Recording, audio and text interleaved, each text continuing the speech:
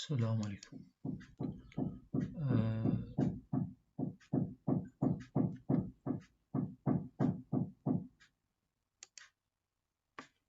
Today we shall move to talk about conversational maxims. And by conversational maxims, sometimes we refer to them as the cooperative principle or principles. And by cooperative, we mean cooperation between a speaker and a hearer. Remember, we are in the domain of conversation analysis. And in our previous lecture, we said in conversation, we have at least two people, a speaker and a hearer. So this principle, the conversational principle, together with the maxims that I shall talk about next, we expect these principles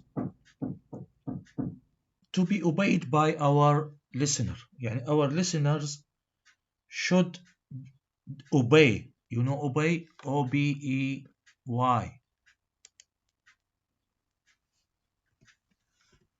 We expect our listeners to obey these principles. يعني they comply with these principles. So when we talk and we are engaged in a conversation, there are certain principles that should be obeyed by the listener. You remember last time we talked about turn taking. Each one of us gives a hint to the listener or to the speaker, that we have already finished what we want to say and we expect him or her to resume speaking or to speak. The cooperative principle is a linguistic principle or a linguistic theory developed by a philosopher, language philosopher, or a philosopher of language. He is called Paul Grice.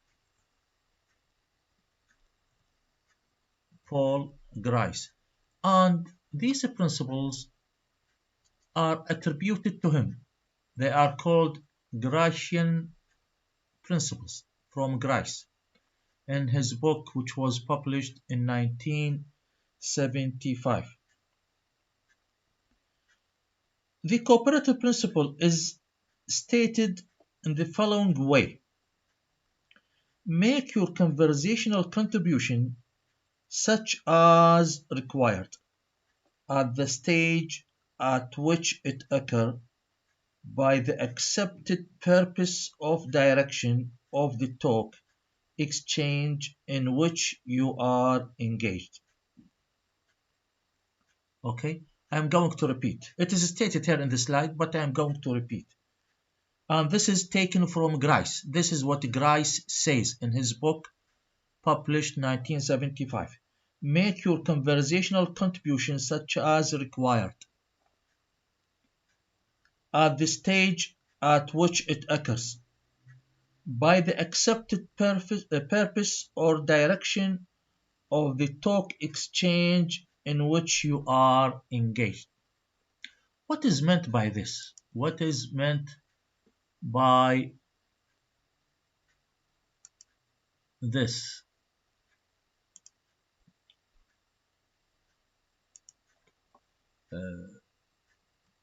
Let me change the color of,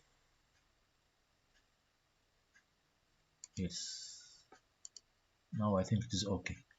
There are 4 maxims developed by Grice to summarize what he has just said. First, the maxim of quantity. من اسمه quantity شنو يعني كمية, which means make your contribution as informative as is required. Make your contribution يعني when you are engaged in a conversation, make your information as required, or make your contribution informative. Informative يعني has enough information as required, but don't say more, don't say less than is required. Okay, يعني don't say things which are not necessary to the conversation. Don't give insufficient information that make your listener bewildered, محتار. What are you talking about? So quantity, كمية. No more, no less. No more, no less. The second maxim is the quality maxim. نوعية. Do not say that which you believe to be false or for which you lack adequate evidence. شنو مقصود به هنا؟ Always when you say something, make sure that you are aware of what you are saying, that you are aware what you say is true, or you have evidence whether it is true or false, but you should have evidence of what you say. يعني say things that you are sure about them. Don't say sentences or phrases like I don't know, maybe. These are skeptical. These are skeptical. Don't say things that you believe to be false, or you haven't got evidence for them. تلاحظون in our daily life in Iraqi Arabic, for example, we use swear words. We use swear words most of the time.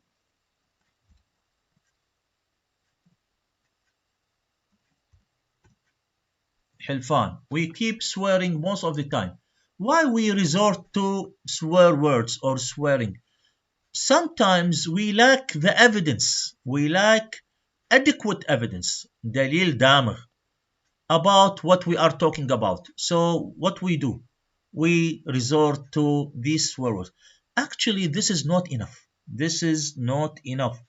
In a conversation, our listener needs evidence, needs you to say something that you are quite sure about. حتى من نحكي نقول والله قالوا لي. شنو قالوا لي؟ أو سمعت. It means you are not sure. You are not 100% sure. يعني see the difference between I see something and I hear something. I saw something and I was told by that. You see the difference? The difference is in the evidence. Always say things that you are quite sure about. إذا عندي الأنصار two maxims, quantity and quality.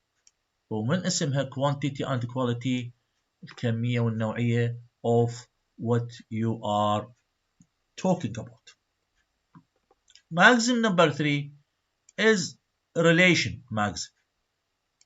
It means what? Be relevant. يعرف لي إياه هو ماكس جرايس. Be relevant يعني always be relevant to the subject matter, to your topic. Be relevant to your be relevant to your topic. Be relevant to your subject matter. يعني الموضوع that you are talking about. Okay? For example, we are talking about a football match. Always in the conversation, talk about that football match. Don't go around the bush. احنا نقول لا يظل واحد يلف ويدور. Don't go around the bush. Don't say things that are not related to the subject matter. Okay. Always be relevant. وتلاحظون sometimes على اعتبار انتم طلبة رابع sometimes when you receive your answer sheet in the exams ورقة الامتحان من بعض الأساتذة you receive your answer sheet from your professors. Some professors write this note on your papers: irrelevant. They write irrelevant. What does it mean? It means you were not talking exactly about the subject matter. You were not engaged in the subject matter. Okay? So always when you are engaged in a conversation, be relevant. When you speak, when you write, by the way, because in writing there is a reader to what you write. So stick to the point. Stick to the point. لا تروح خارج الموضوع. Okay. The last one, number 4, is manner maxim. Manner maxim. It means be clear, brief, and orderly. Be clear. واضح بكلامك. Don't use ambiguous phrases. Don't use ambiguous sentences. Always be clear. Clear and brief. والbrief ترجعنا على الثلاثة الأوليات. Don't say too much. Brief but what? Informative. احنا مو فقط brief. You have to be brief and you have to be informative. You give enough information but in a short language. Short يعني expressions. By short I don't mean short in length. Don't say too more. Okay? Don't say more. Stick to the subject matter. Stick to the point. Be clear. Be brief. And be orderly. Be orderly. You remember in our last lecture we talked about coherence. And we said coherence is about being orderly. تنظيم اللينجولة. ترتيب اللينجولة. Sometimes the way we arrange our ideas is important for our meaning. Not always, sometimes, actually, always. Always the way we arrange our ideas, ننظمها نرتبها, this will affect our meaning. يعني what is the aim behind speaking, behind writing? Is to convey what? To convey meaning. So if what we want to say is well organized, is ordered, is brief, is clear, is relevant, is to the point, هاي اختصرناها كلها الفور maxim, it is going to be, our message is going to be very informative and meaning is going to be conveyed in a sufficient way. إذن quantity, no more no less. Quality, stick to the facts that you are sure about. Relation, be relevant to the subject matter. Manner, be clear, brief and orderly. منظم. وإن our Arabic tradition, في تراثنا العربي, عندنا قول جميل للإمام علي عليه السلام about this, not about this, about this topic, اللي هو خير الكلام ما قل ودل. وهذا القول ينسب للإمام علي عليه السلام. خير الكلام ما قل ودل. وهذا القول is very old in our tradition, in our Arabic tradition. So always be brief and informative. Be orderly. Be to the subject matter. This is in a brief what is meant by these maxims. Hopefully things are clear. It is certainly true that we can experience conversational exchanges in which the cooperative principle may not seem to be in operation. شنو معنى هذا الكلام؟ Remember what we are saying, what we are explaining, what we are talking about is a theory of language. هذا الكلام أنا قلت لكم يا سابقا. This is a theory of language. But in practice, in reality, things are different. In reality, بالواقع, things are different. Now, in reality, do our listeners or people who talk to us, do they all obey these maxims? No, actually. كلهم يحجون brief and to the point? No, actually. So, this is in theory. ولذلك سميناه cooperative principle. Cooperative principle. But in reality, these maxims or this principle seem to be not really in operation. It stops working. كثير من الناس we talk to them and they talk too much. They go around the bush. They are not brief. They are not relevant. The way they speak is not orderly. ما منظم. The way they write is not orderly.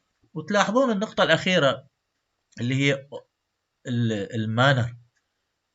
Even when you answer in your exams في امتحاناتكم مثلا, when you answer questions, always try to be orderly. دائما الجواب يكون منظم.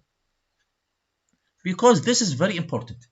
When you organize your answer, when you organize your writing, when you organize your research paper, when you organize your conversation, you are able to convey your meaning. Otherwise, things are lost. Or your reader, your listener actually is lost. Always order, نظام, ترتيب. وهذا الحكي we talked about it when we explained what is meant by coherence. However, this general description of the normal expectations we have in conversation helps us to explain a number of regular features in the way people say things. So, when we apply these maxims in reality, they help us to explain things. They help us to know what is what and which is which.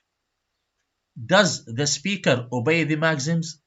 Does he violate the maxims or any one of the maxims?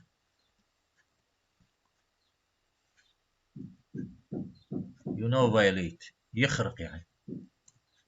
Do speakers or does a speaker violate or obey these maxims? This is very important in the way we speak.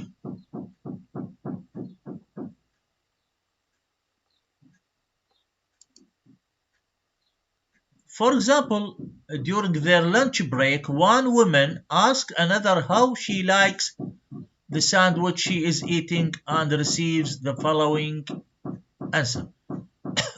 هاي هم واضحة. يعني وحدة سألت صديقتها How do you like your sandwich? مطعم قالت لها How do you like your sandwich? شوف شنو ردت عليه. Oh, a sandwich is a sandwich. You see? You see this response? This response seems to have no communicative value, seems to be يعني meaningless. It doesn't have charge of meaning. ما بيفت شحنة بالمعنى. لأن شنو sandwich عرفتها شنو قالت عليها is a sandwich. But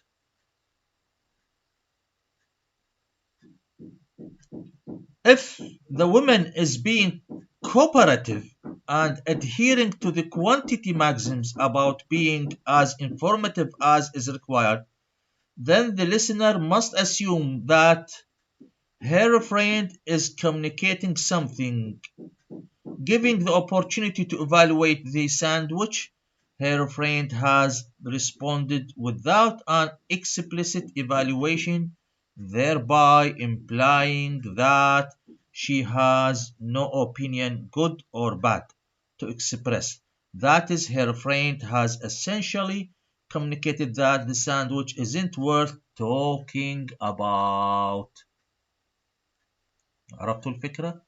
يعني she doesn't wait for her friend to eat the sandwich and give her impression, her idea about the sandwich, whether it is good or bad. سألتها من البداية how do you like your sandwich؟ فقالت لها a sandwich is a sandwich. يعني there is no need to bother to waste time talking about sandwich. يعني هي لفة. right؟ هذا هو الجواب.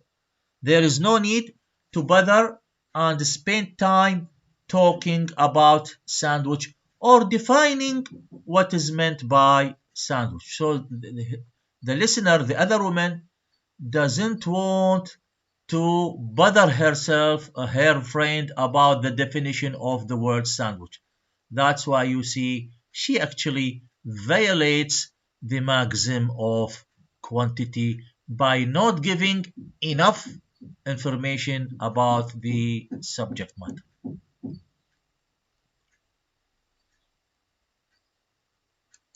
Okay, now let's move to hedging or hedges.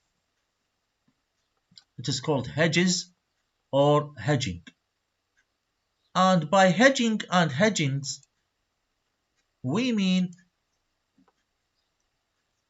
certain expressions that are used in language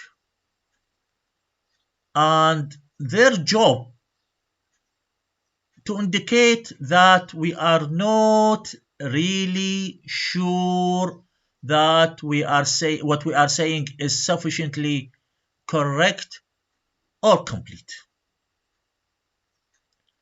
ويترجمون بالعربية بالمناسبة الإبهام، مو الإبهام هذا الإصبع، لا، when something is مبهم, not clear. So in most of our daily life conversations or communication,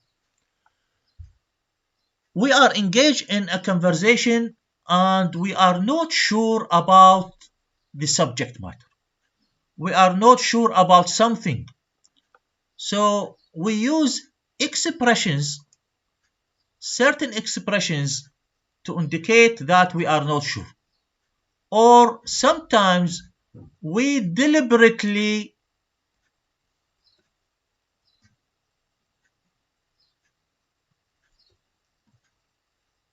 we are deliberately trying to make our message not clear. Okay, deliberately بصورة متعمدة. We make our message not clear or not 100% that we try to avoid commitment sometimes. يعني why we are not clear? Because we want to avoid commitment الالتزام. ما نريد نلتزم بفد شيء. فلما يسألوني أقول I am not sure.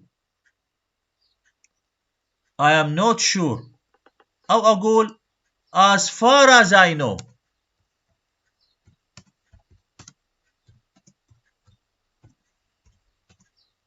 وأكمل it is so and so. So I am not sure as far as I know concerning me. These are expressions used by a speaker to avoid commitment. Or قلنا he or she is not really sure about what he is talking about. يعني أما نقول we are not really sure, we are not really sure. Or sometimes we deliberately بصورة متعمدة we avoid commitment. وتلاحظون the hedges actually is mostly used by politicians. Hedges is mostly used by politicians. You know politicians, السياسيين. Because they are and officials as well. مسؤولين سواء سياسيين أو إداريين. Those people, politicians and officials, most of the time try to avoid commitment حتى لا يعطون التزام على أنفسهم. they avoid commitment. فشوف يلجأ إلى تعابير، يقول لك مثلا you ask him something and he says okay. He says okay. You ask him something and he or she says okay. Now, is the word okay yes or no? Is it yes or no? We are not sure. We are not sure. مثل ما عندنا بالعربي تروح تطلب يعني شخص أو تطلب في شغلة من صديقك مثلا أو مساعدة أو فشي and he says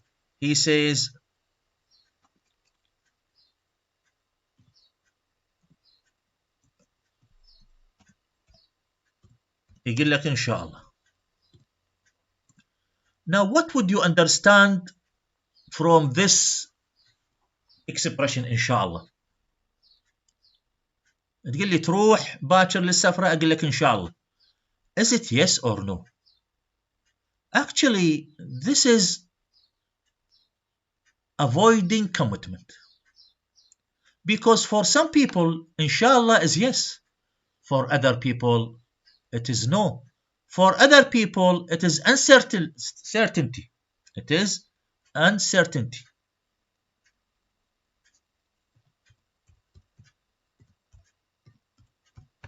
Right? تلاحظون مرات تروح مثلا إلى المدرس تقول له أريد إجازة، تقول له أريد مساعدة، ويقول لك إن شاء الله خير. شنو إن شاء الله خير؟ Is it yes or no? Actually, we are not sure. These expressions are used by people to avoid commitment, or sometimes not to avoid commitment, but sometimes they are really not sure about what they are talking about. لكن احنا قلنا مشهور عن politicians are well known معروفين they avoid commitment, ولذلك شوفه يتجنب. ولذلك مثلا أعطيكم مثال بالعربي أيضا. تكلفون مثلا ممثل الشعبة يا بروح شوف رئيس القسم يأجل لنا الامتحان أو لا، ومن يرجع تسألوه شنو قال لك رئيس القسم؟ راح يقول لكم جاوبني جواب دبلوماسي. شنو جواب دبلوماسي؟ جواب الدبلوماسي is full of hedges. هذا هو الجواب. hedges يعني not sure or no yes no no. فاكشولي هذا المقصود بالجواب الدبلوماسي، محير. it is neither yes nor no. فيقول لك as far as I know no correct me if I am wrong but إلى آخره I am not absolutely sure but إلى آخره. These are expressions used by politicians, by ordinary people, not necessarily politicians, just to avoid commitment, or when you are not sure about what you are talking about. لكن أشهر ناس يستخدمون الهجز هم politicians قلنا الاوفيشلز المسؤولين، يعني رئيس قسم، عميد، ما اعرف شنو، يعني حتى يتجنبون الالتزام they give you these types of answers. Okay, now let's move to implicature. When you try to analyze how hedges work, we usually talk about speakers implying something that is not said. لاحظ هذا أهم شيء بالموضوع. speakers بالهجز implying something which is not said. حتى تقول لي يا ابا مو انت قلت لي، يقول لك ما قلت لك، قلت لك ان شاء الله، او قلت لك الله كريم. رايت؟ تقول لي الواحد اريد فلوس انا محتاج، يقول لك الله كريم. تقول يا ابا شو ما اعطيتني او ما سددت ديني، مو انت قلت لي الله كريم. So this is actually the main point of the subject matter. Similarly, in considering what the woman meant by a sandwich is a sandwich, we decided that she was implying that the sandwich wasn't worth talking about. With the cooperative principle and the maxims as guides يعني ناخذها بنظر الاعتبار هاي, we can start to work out how people actually decide that someone is implying something in conversation. Now we are talking about implicature. Look at this conversation between the two friends, Carol and Lara. هاي ما ادري ليش راحت شوف. A very short conversation. Are you coming to the party tonight? I've got an exam tomorrow. هذا هو فحوى الامبليكيتشر. What is meant is not said. What is meant is not said. On the face of it, Lara's statement is not an answer to Carol's question. يعني we expect the answer, are you coming to the party tonight? We expect the answer is either yes or no. ولاحظوا رجعوا إلى الهجز والماكسيمز وشوفوا لارا شلون استخدمتها. ما قالت yes ونو حتى ما تعطي نفس التزام. قالت I've got an exam tomorrow. يعني ممكن she has an exam and she would go to the party. وممكن she has an exam and she cannot go to the party. لاحظوا شلون she uses language to avoid commitment. لا.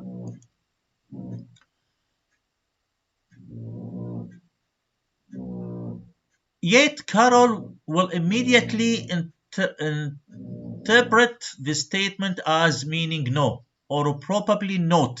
لاحظوا يعني حتى Carol may understand the answer in two ways, either no or probably not. يمكن ما أحضر. How can we account for this ability to grasp one meaning from a sentence that in a literal sense means something else? It seems to depend at least partially on the assumption that Lara is being relevant and informative, adhering to the maxims of relation and quantity. يعني هنا it is noticeable that in order to describe the conversational implicature involved in Lara's statement, we had to appeal to some background knowledge about the exams, studying, and partying. إذن هنا هو محور الموضوع. Look, when Lara said the sentence, أو كارول هي المتحدثة الأولى, لارا ايش قالت لها؟ I have an exam tomorrow. طبعا احنا قلنا ممكن the answer could be yes, could be no. أو no, I cannot, or not probably. احتمال ما أحضر يعني. لكن أكو شيء مهم that makes Lara's answer, the answer of Lara, means no. اللي هو شنو؟ We take into our consideration background knowledge.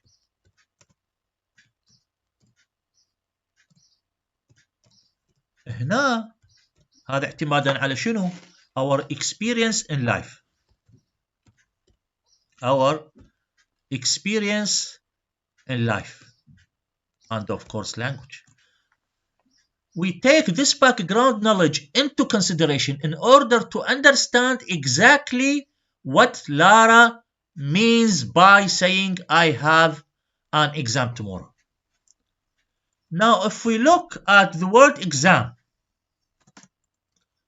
and party together, they do not collocate. They do not collocate. I mean in life, in our life experience. يعني we know for sure هي ما قالت لها عندي شيء ثاني، قالت لها فقط I have an exam tomorrow, right? But we know, as part of our knowledge of language, as part of our experience in life, if you have an exam, you cannot go to a party, because in parties people may dance, may sing, and this will exhaust you. هذا شيء تعبك الحفلة. Even if you do not do something but you listen to music, you listen to people talking, you listen to noise, this will distract your attention. You cannot concentrate in your exam, you cannot read for your exam. So we know for sure, if you have an exam, you cannot attend a party. طبعا تقول لي مو فلان صديقي عنده امتحان وراح حضر حفله، هذا شخص يعني may not be interested in his exams. لكن as a rule, if you have an exam, you should not go to a party. So we take Lara's answer as what? As no. And not only no, but actually a big no, by saying I have an exam tomorrow. It means I cannot attend because I have an exam. ليش؟ اعتمدنا على our background knowledge to analyze the sentence. If we have an exam, we cannot go to a party. الآن ربطنا بين implicatures and background knowledge. And of course, by implicatures, we mean we say something and we mean something else. We say something and we mean something else. لاحظوا جملة كارول, it is a yes no question. It is a yes no question. لكن هي ما كانت حتى هي تتوقع انه yes or no, but she was answered by a statement. By a statement. I've got an exam tomorrow. Where we rely on our background knowledge to understand the whole situation. Okay, let's take another example. When I say could you swim,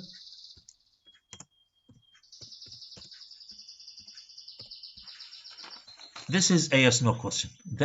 The expected answer is either yes or no. But if I say could you pass the salt, هنا the expected answer is not yes or no, but I expected you to pass me the salt. تنطيني الملح. You pass the salt. هذا هو الامplicature. Actually, this is not a question. This is not, an interrogative sentence, but this is a request. A polite request. هذا هو الامplicature. This is what is meant by background knowledge. We rely on background knowledge to understand the whole situation. Okay.